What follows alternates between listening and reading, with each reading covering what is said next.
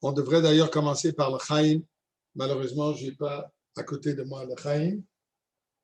Gérard, si tu as le Chaim, lève-toi, prends le Chaim et on va dire tous ensemble le Chaim. Aujourd'hui, Yud Bet Tammuz. Tu m'attends, j'amène la bouteille là. Tu m'attends? Ah, bonne idée. Bonne idée. Mais amène une bouteille suffisamment grande pour que tout le monde puisse dire le Chaim sur cette même bouteille. Où sont les bouteilles d'alcool là? C'est où? Où tu bénis whisky ou bénédictine? Je prends bénédictine.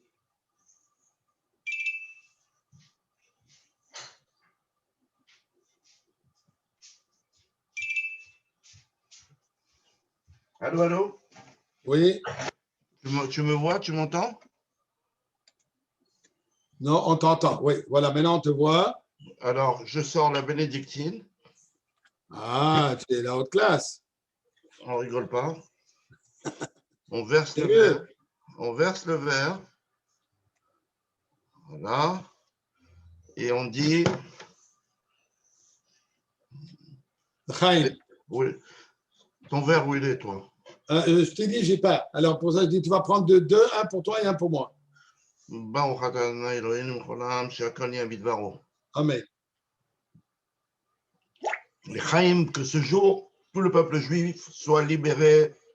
Arshav. Amen. Amen. Amen. Libération totale. La meilleure baracha possible. Je bénis tout le monde. Amen. Merci. Quand la mevarech mitbarech, tout celui qui bénit l'autre est béni de lui-même d'ailleurs. D'abord. Allez, on commence.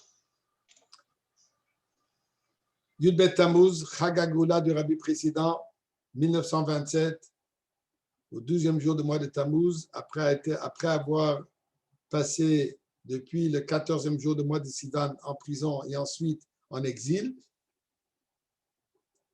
Le 12e jour du mois de Tammuz, on lui a annoncé qu'il est libéré, mais dû au fait que le bureau officiel était fermé, il fallait qu'il attende jusqu'au lendemain pour recevoir le document officiel qui peut retourner rentrer chez lui en liberté totale. Bien sûr, ceci est devenu, comme le Rebbe écrit lui-même dans la lettre, Lo oti bilvad ga'ala kadosh baruch hu. Ce n'est pas une délivrance personnelle, mais c'est une délivrance pour chacun qui est juif, même celui qui n'est juif que par nom. Même celui qui n'est juif que par nom, entre mots, il ne sait même pas ce que ça veut dire, qu'est-ce que être juif. Il est, pour lui aussi, cette libération, cette délivrance est personnelle. Là, on comprend que ça veut dire que pour lui aussi, c'est personnel, puisqu'on réalise que le fait que Baruch Hashem, le rêve précédent a été sauvé de cette peine de mort sur laquelle il voulait d'abord faire. Et ensuite, il a pu quitter la Russie. Et en Russie même, il a pu continuer ses œuvres d'une manière clandestine par les chassidim qui sont restés en cachette et qui ont gardé cette flamme, malgré petite, mais elle est restée toujours brûlante. Je peux vous dire que moi, j'ai eu le srout. C'est pas la discussion de maintenant, mais je peux vous dire que personnellement, j'ai eu le srout en 1987, avant Perestroïka, et avant Glasnost, quand la Russie était encore sous toute la rigueur du communisme russe. Le Rebbe a envoyé à cette époque des shluchim dans le bureau Ezertachim pour 10 jours, 2 semaines, pour encourager, apporter, supporter physiquement, spirituellement, financièrement les juifs, les chassidim, tous les juifs, peu importe, de Russie, pour qu'ils puissent garder cette flamme juive brûlée. Et tout le monde savait que ce qui nous garde, ce qui nous tient, c'est cette image qu'ils avaient du Rebbe précédent et ainsi que du Rabbi, que le Messirut Nefesh, ce sacrifice, abnégation totale de soi, ce sacrifice de soi entièrement que le Rabbi précédent a montré durant toute sa Nessiout, les 30 ans de Nessiout du Rabbi précédent. Tout ça, c'était une longue série de Messirut Nefesh totale. Que le Rebbe s'est donné complètement sans prendre en considération pour aucun moment ses besoins, sa vie personnelle, tout ça n'était que pour assurer Kiddushem Shamaim, de rassurer que la Torah et Mitzvot et la Chassidut se propagent. Et nous voyons ça aujourd'hui, comme ça a eu ses effets. Ça a porté les effets dans le monde entier, qu'aujourd'hui n'existe pas un coin du monde où il y a des Juifs, qu'il n'y a pas Chabad, qu'il n'y a pas un Shaliach, qu'il n'y a pas un émissaire, qu'il n'y a pas un Bet Chabad, qu'il n'y a pas une synagogue, qu'il n'y a pas quoi que ce soit. Et tout le monde peut ressent cette présence et cette influence du Rebbe précédent, ensuite continuée par le Rebbe, et tout cela qui nous mène à la Géoula absolue de maintenant, que nous allons mériter aujourd'hui même. Donc, ce ne sera pas juste une Géoula qu'on fête aujourd'hui, ce qui est arrivé dans le passé, mais c'est une Géoula qui va s'avérer maintenant, B'Poel Mamash. Le Rebbe a dit, tous les ans, le Rebbe dit un Mahamar, un discours chassidique par rapport à Yud Bet Tammuz. Ce que vous avez devant vous, une page, une partie d'un long Mahamar, d'ailleurs c'est 3 Mamarines, une série de 3 Mamarines que le Rebbe a parlé à cette époque, Tafshin Lamed Vav, Tafshin Lamed Vav, 1966, de Yud Bet Tammuz, où le Rebbe a parlé le Mahamar sur le Passouk qui dit, Natata, c'est un Passouk dans Sefer Tehillim, chapitre 60. Natata lire'echa nes lehitnoses mipnei koshet sela. Ça, c'est le verset où il nous dit Natata lire'echa nes. Oh, je m'excuse. Ok, je vois que je ne pourrai pas pointer, mais alors vous allez devoir suivre vous-même. Désolé. Un instant. Non, je ne vais pas jouer maintenant avec, puisqu'on va perdre du temps. Alors, qu'est-ce que ça veut dire? David Amelach, il dit, Natata, tu as donné l'iriecha pour ceux qui ont la crainte de toi, la yira, ceux qui te craignent. Nes, un drapeau, banner, comment dire banner? Disons un drapeau, oui. Les hypnosis, pour qu'il s'élève de soi-même. Donc, un drapeau qui s'élève. Pourquoi faire? Mipnei koshet sela. Pour la vérité. Pour le but de la vérité. Donc, David Amelech dit, tu nous as donné une possibilité de lever cette affiche, d'afficher en hauteur ta vérité. Et c'est sur cela que le Rebbe rapporte le man. Au Mevi, et le Rebbe dit ici, je suis à la première ligne. Au Mevi, Kvod Kedushat Morichame Adbour, que le Rabbi précédent, Bala Goula Vasimcha, celui qui a mérité la Goula et cette Simcha, et rapporte Targum Yonessen qui dit Yahavte le Dcholech Nisa Lisnasobe. Là, il dit que le mot Nes vient Milachon Nisayon, du mot élévation, ainsi que, ici, il parle du mot de Nisayon, des épreuves, que tu as donné pour tous ceux qui te craignent. Tu leur donnes des épreuves dans lesquelles tu les éprouves. Pourquoi? Comme il dit plus tard, des cochettes, c'est là. Alors, qu'est-ce que ça veut dire? Cochette qui veut dire la vérité.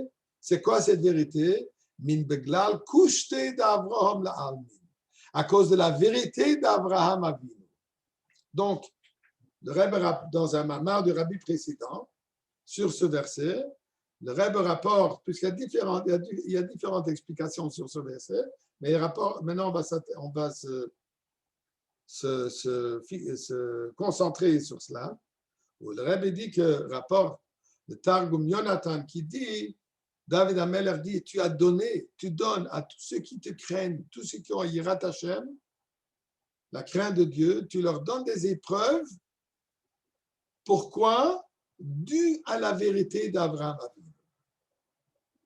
Et là, il rapporte dans le Mamar et parle, c'était quoi le sujet, c'était quoi la particularité d'Abraham Avinu, puisque nous savons, comme on dit dans Pirkei Avot, Asara Nisyonot Nisnas Abraham Avinu. Abraham Avinu, il a dû subir 10 épreuves, et à la dernière épreuve, comme il y a marqué, qu'on dit tous les jours, la Kedat Yitzhak, Atayadati kirei elekimata. On dit, c'est quoi? Maintenant, je sais que tu as la yira, que tu as la vraie crainte de Dieu. Donc, nous voyons ici un rapport entre ces épreuves que Dieu a éprouvées à Abraham Avinu, tout ça pour assurer, pour développer, pour dévoiler dans Abraham Avinu la vraie crainte de Dieu. Atayadat kirei elekimata. Maintenant, Dieu dit, je sais que tu es vraiment, que tu as une crainte, la vraie crainte pour Akadosh Baruch. Alors, comme vous voyez, je vais sauter tout ce paragraphe et je vais prendre celui-là que je ne sais pas, est-ce que vous êtes capable de voir quand je bouge ici le texte? Si quelqu'un peut me répondre. Est-ce que vous voyez l'écran? Oui. Oui. Est-ce que vous voyez que là où je souligne un peu mon oui? On voit le pointer. On voit le pointer. OK, merci. D'accord. Alors, ça, c'est le 4e paragraphe de ce mamar. Comme je dis, je ne vais pas reprendre tout le mamar, c'est un long mamar, un mamar de 3 mamarim de suite, plus de 25 prakim. Donc, je veux juste prendre quelque chose que je crois, en tout cas pour moi, c'est un enseignement direct à l'époque dans laquelle nous vivons. Et je veux, give a preface. Je veux d'abord introduire. Dans les différentes sikhot que nous avons entendues du Rabbi, à propos, durant les années Tafshinun Aleph, Tafshinun Bet, l'année 1991-92, où le Rebbe a continuellement marqué et crié et dit que nous vivons maintenant l'époque de la Géoula. Nous vivons maintenant, je veux dire, la fin du Galout et le début déjà les rayons de la Géoula. Parmi les choses que le Rebbe s'est exprimé, et le Rebbe dit les paroles suivantes. Durant tout le temps du Galout, pourquoi est-ce qu'on est descendu en Galout Mitzrayim, comme il y a marqué, pour Avodat Habirurim. Avodat Habirurim veut dire pour trier le travail de triage. Quel triage?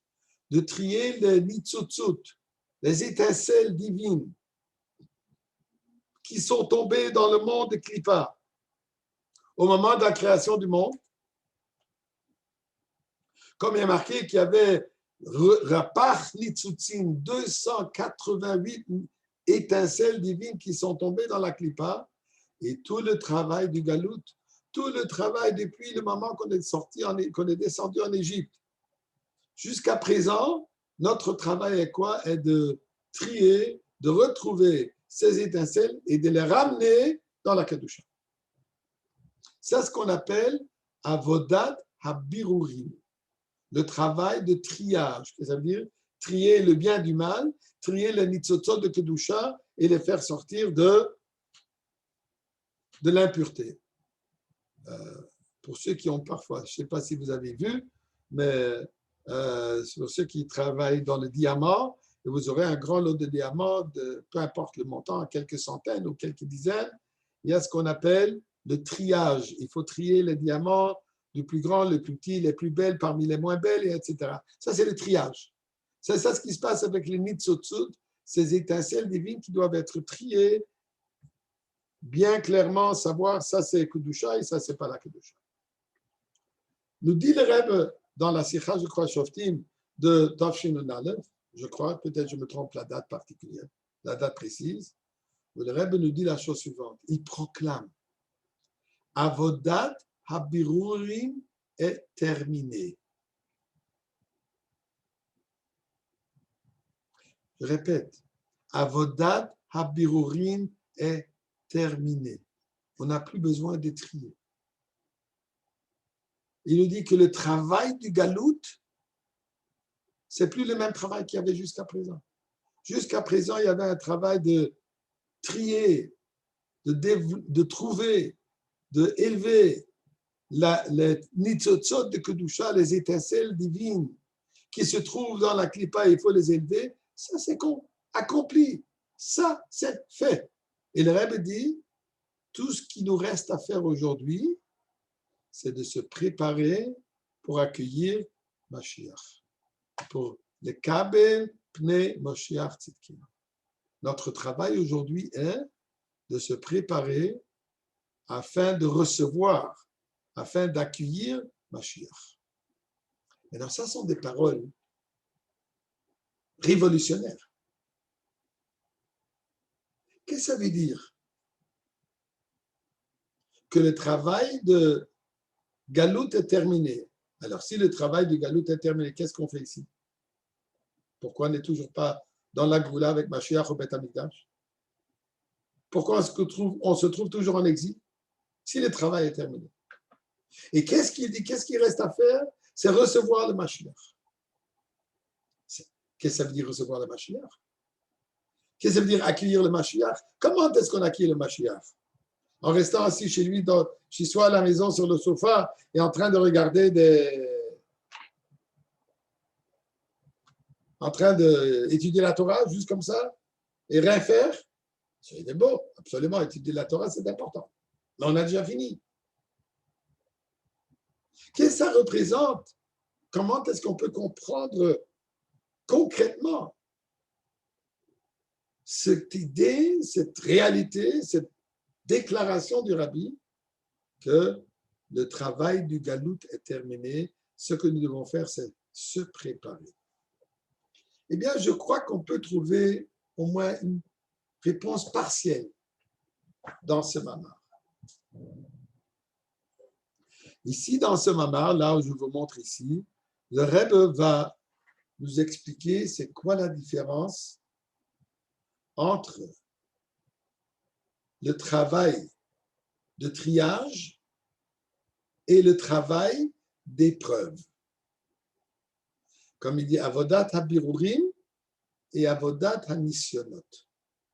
Le travail de Birurim, comme j'ai dit, veut dire triage, et Avodat HaNisyonot, comme on a vu ici, comme le Rebbe explique, prend Nes, l'hypnosé, ça veut dire, ça vient du mot de épreuve, et basé sur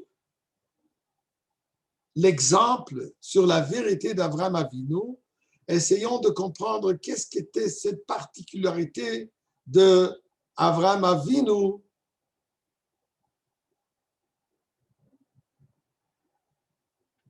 dans les épreuves d'Avraham Avinu. Je m'excuse, je vois que j'ai fait une copie, mais j'ai manqué une deuxième page. Mais on va expliquer. Eh bien, alors il dit, Behine, Tam adavar shavodat anisyonot ou des misirut nefesh, ça représente misirut nefesh. Davka, la raison pourquoi les épreuves, le travail des épreuves, elle dépend de notre misirut nefesh.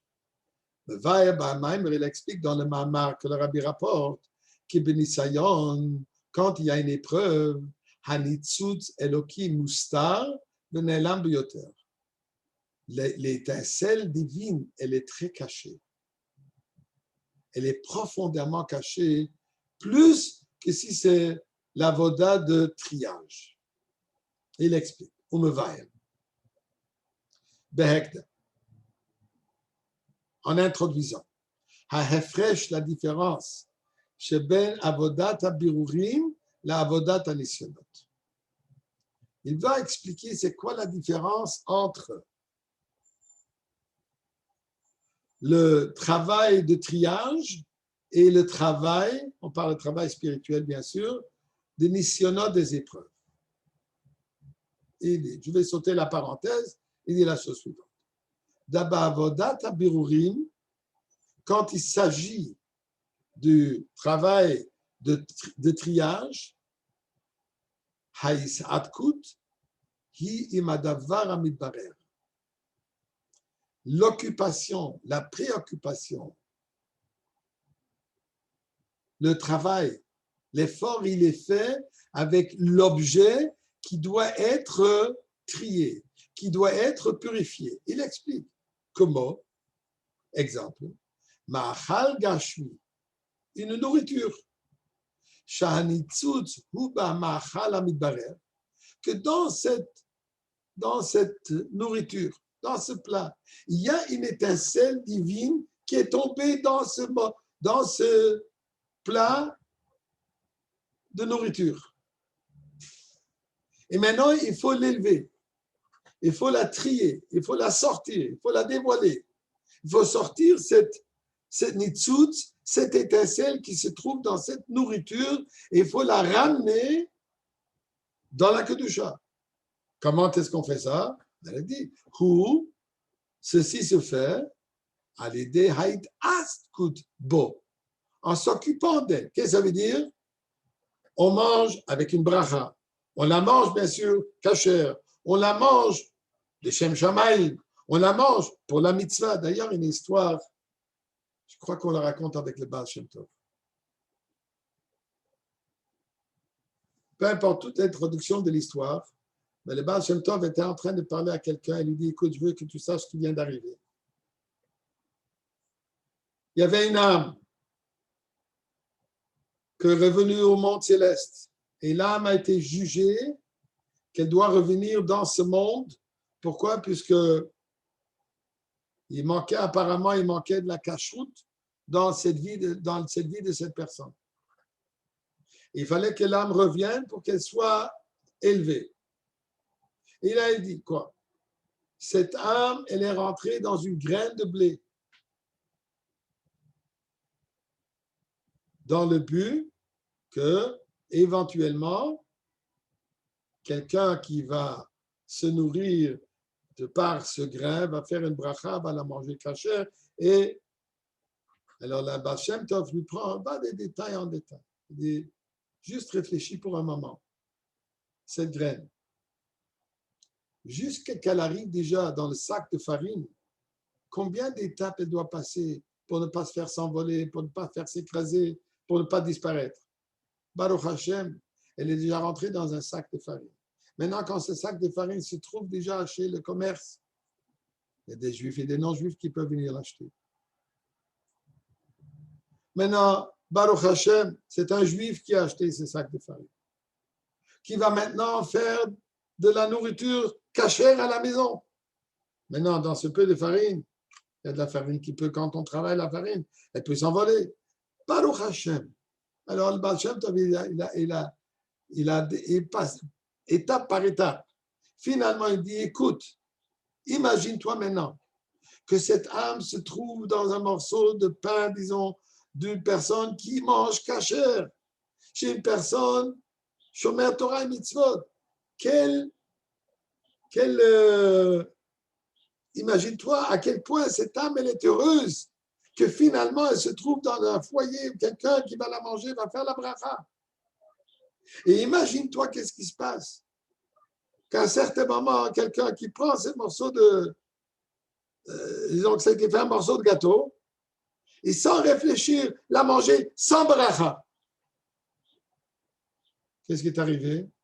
Que tout ce processus de l'âme qui était censé de se faire élever par le fait que quelqu'un va faire la bracha, malheureusement, par inadvertance, par manque d'attention, oublié de faire la bracha.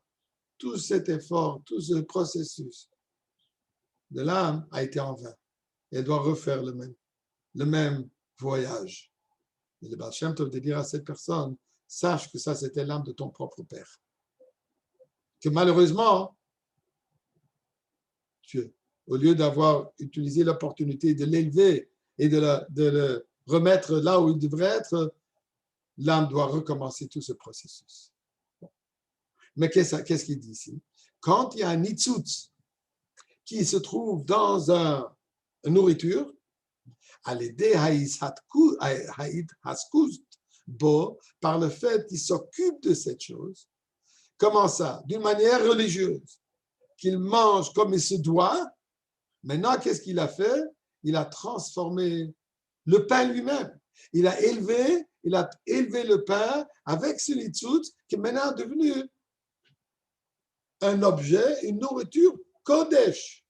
Comme par exemple, quand on prend un sacrifice au Beth Amikdash, ça devient Bassar Kodesh. Cette chair de viande animale qui aurait pu être abattu pour autre chose. Maintenant, c'est devenu Bassar Kodesh. Il y a toutes sortes d'alakhot où il faut le manger, combien de temps, qui doit le manger, avec toute l'alakhot qui rentre là-dedans, qu'on ne va pas rentrer dans ces détails.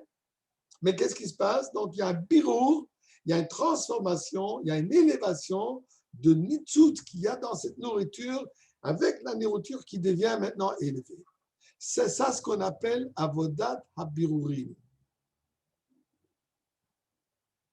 On continue. Ceci n'est pas le cas. B'nisayon.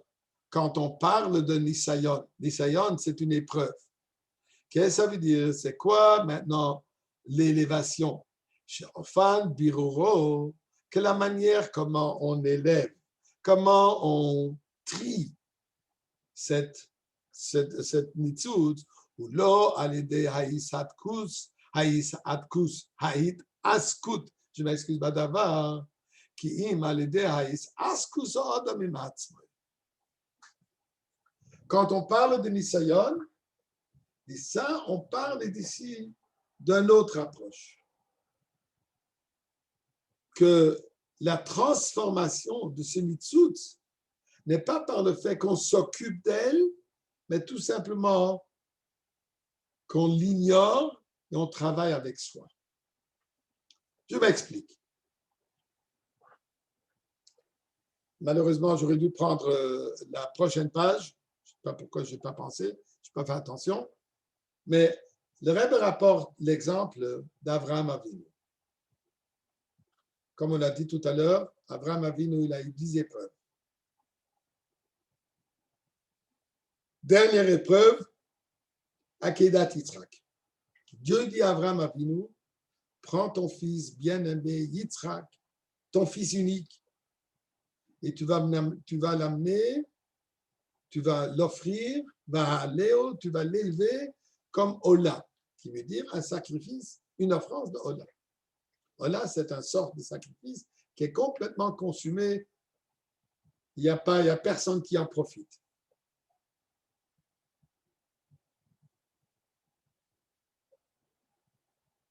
Le Midrash de nous dire que même en chemin, Abraham a eu toutes sortes d'épreuves, incluant qu'à un certain moment, il y avait une sorte de rivière où il ne pouvait pas passer. Le Midrash de nous dire qu'Avraham Avinu est rentré dans l'eau avec Yitzhak, jusqu'au point où l'eau est déjà arrivée au-dessus de sa bouche. Il avance encore un tout petit peu, il va se noyer. Nous dit le Midrash qu'Avraham Avinu s'adresse à Dieu et dit, écoute Dieu, toi tu m'as donné une mission que je dois aller sacrifier Yitzhak. Eh bien, je suis en mission. Moi, j'avance. Maintenant, si je vais mourir en chemin, puis si je vais me noyer en chemin, je ne peux rien faire. J'ai une mission que je dois avancer. La question qui se pose, pourquoi est-ce qu'il marche? Il nage. Comment il peut se mettre soi-même en danger, mettre Yitzhak en danger, et plus que cela, il met en danger la mission qu'on lui a donnée. La mission que Dieu lui a donnée, qui est de sacrifier son fils. Mais comment est-ce qu'il peut dire, moi je suis prêt à me noyer? Non, trouve une manière. Comment surmonter cette situation? Prends une petite barque, prends un morceau de bois, nage. D'ailleurs, j'aime dire qu'Avraham Avinu a dû savoir comment nager, puisque dans la halakha, il y a 3 obligations qu'un père a pour son fils, lui enseigner. Alors, il y a marqué, il doit lui enseigner la Torah, il doit lui enseigner un métier, il doit lui enseigner à nager. C'est la halachot. Ce sont les 3 obligations qu'un père a vers son fils. Il est obligé de l'enseigner à nager, à notre mot, de savoir comment se protéger dans un moment de danger. Donc, Abraham, il a dû enseigner. Lui-même, il a dû savoir comment nager, puisque c'est sa responsabilité comme père. Yitzhak, il avait déjà 37 ans. Je suppose qu'à date, il lui a déjà enseigné à nager. Alors, pourquoi ils n'ont pas nagé? Disons, ils ne pouvaient pas nager, mais trouve un morceau de bois, trouve une barque et passe au-dessus de ce fleuve, au-dessus de cette rivière. Là. Pourquoi est-ce qu'il ne fait pas quelque chose qui serait une approche naturelle, logique, une démarche logique qu'il fasse?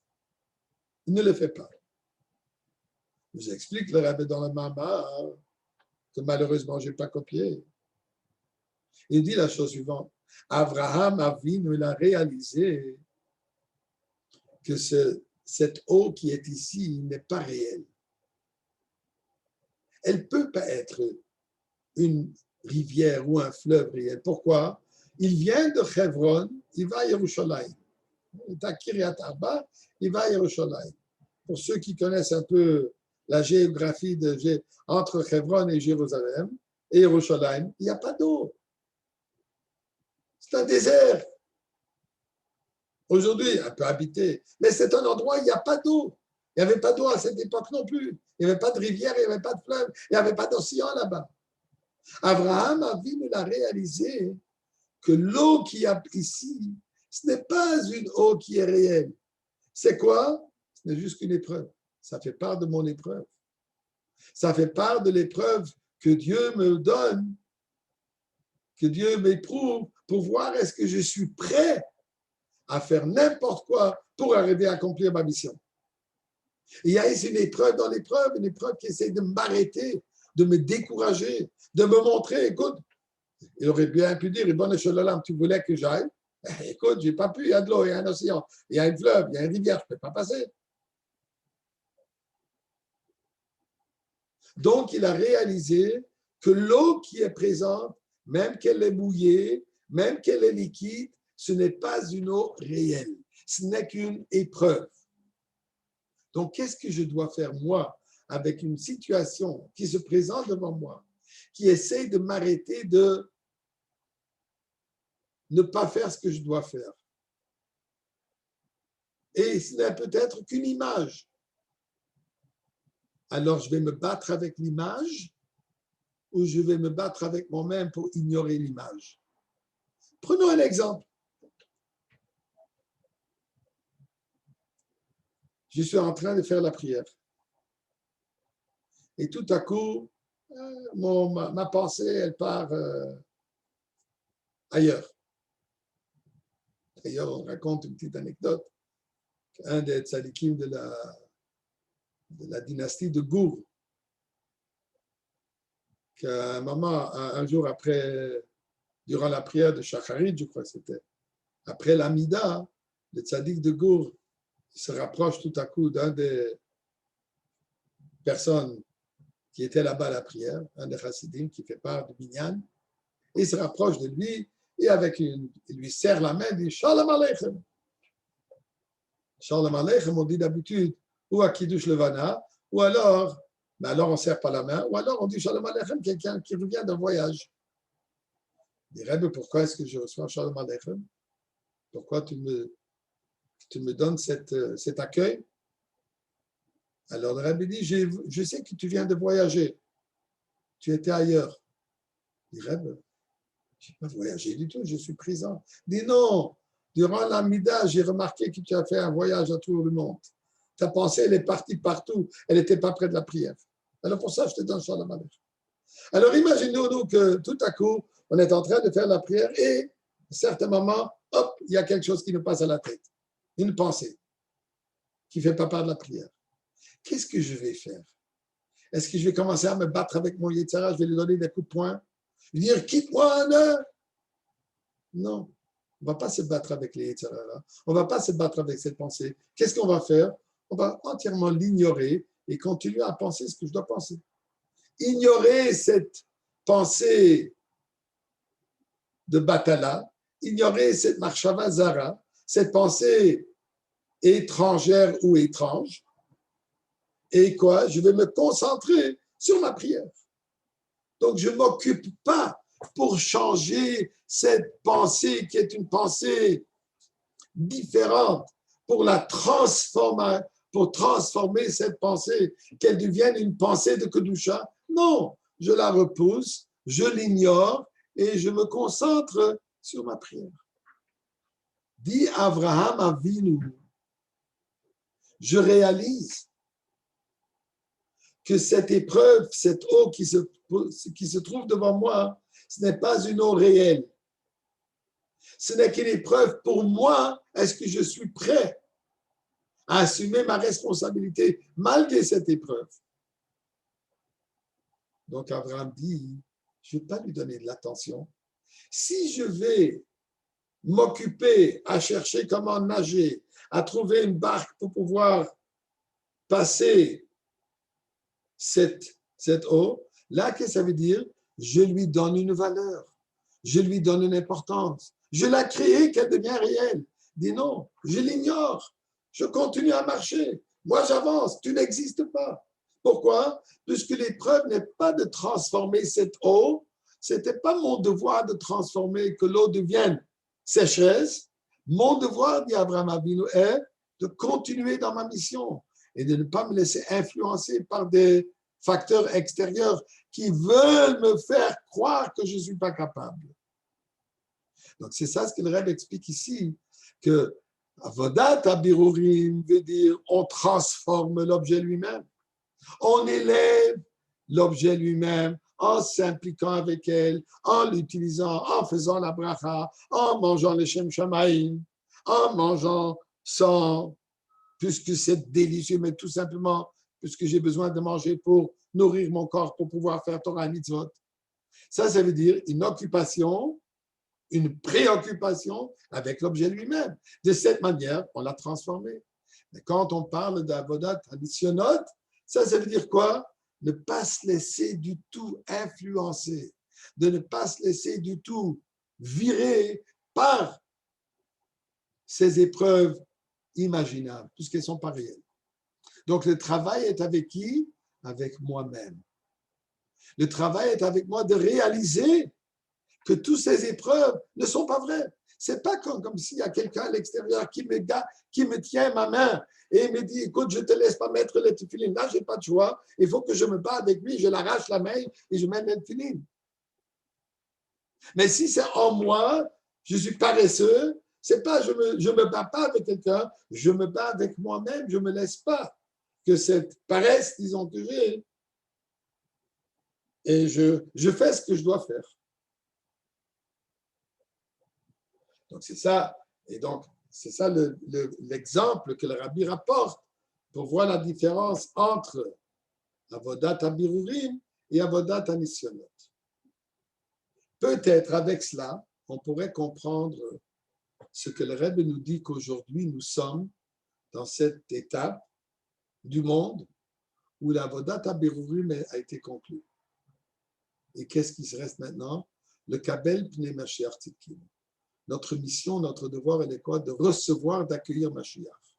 Qu'est-ce que ça veut dire? Avodat Habirurim veut dire je transforme le monde, j'élève le monde, je purifie le monde. Avec Torah et Mitzvot, bien sûr. C'est la seule manière. Je prends mon argent, je la donne à Tzedaka. Je prends mon temps, j'utilise pour étudier la Torah. Je sors de mon confort pour aller chercher des Juifs qui ont besoin de mettre les tefillin, d'allumer les bougies de Shabbat et ainsi de suite. Avodat Hanisyonot veut dire que j'intériorise cette réalité, que je reçois Mashiach en moi, que j'intériorise, que je me transforme moi-même, que tout ce que je fais soit réel, soit vrai, soit honnête, soit émette. Comme il dit ici, Haïd Askut Ha'adam im atzmo, avec soi-même. Qu'est-ce que ça veut dire? Se transformer soi-même, que nous devenons des personnes qui vivent la réalité de Mashiach, qui vivent la Kedusha, qui vivent ce que la Chassidut nous enseigne. Pas seulement que c'est un sujet intellectuel et de temps en temps on y pense. Non, c'est ma vie. C'est ce que nous vivons. Et c'est un travail avec soi-même, pas un travail avec le monde. Il faudrait bien que je souligne, ça ne veut pas dire qu'il ne faut plus sortir dans les rues chercher des Juifs qui ont besoin de mettre le tefillin. Absolument, je dois le faire. Mais quoi? C'est moi-même qui ressens.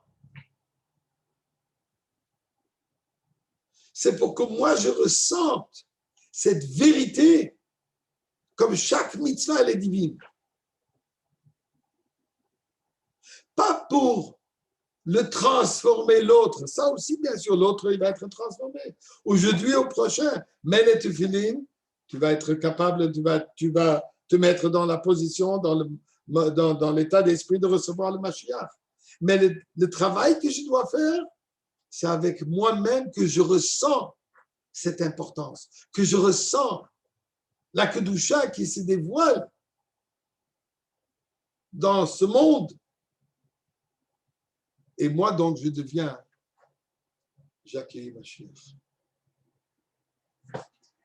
Yud Bet Tammuz aujourd'hui, le Rabbi dit qu'il faut se concentrer à comprendre qu'est-ce que cette journée représente. Eh bien, cette journée représente la Géoula. Cette journée représente la délivrance. Il y a deux niveaux de délivrance. Il y a une délivrance personnelle et une délivrance du monde entier. Le monde entier, le Rabbi dit, lui, l'a préparé. The Welt is great. Le monde est prêt pour sa délivrance. C'est à nous que nous sortons, que nous nous délivrons nous-mêmes de notre petite coquille, de notre zone de confort qu'on s'est créée spirituellement et physiquement, de sortir de cet endroit et de s'améliorer, de se transformer, de s'élever. Tout cela comment? Bien sûr, en étudiant la Chassidut, en étudiant les paroles du Rabbi, en étudiant les sujets de Géoula Mashiach.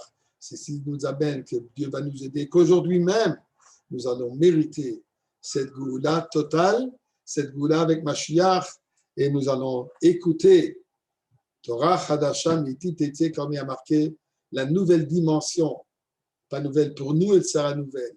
Cette dimension de Torah qui jusqu'à présent elle a été voilée, on va l'entendre directement à Mipiv, chez le Melech HaMashiach, qui se dévoile aujourd'hui même.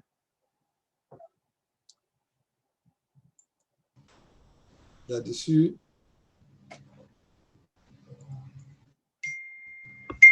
on se souhaite une bonne journée et on se donne rendez-vous à l'entrée principale du Beth Amikdash.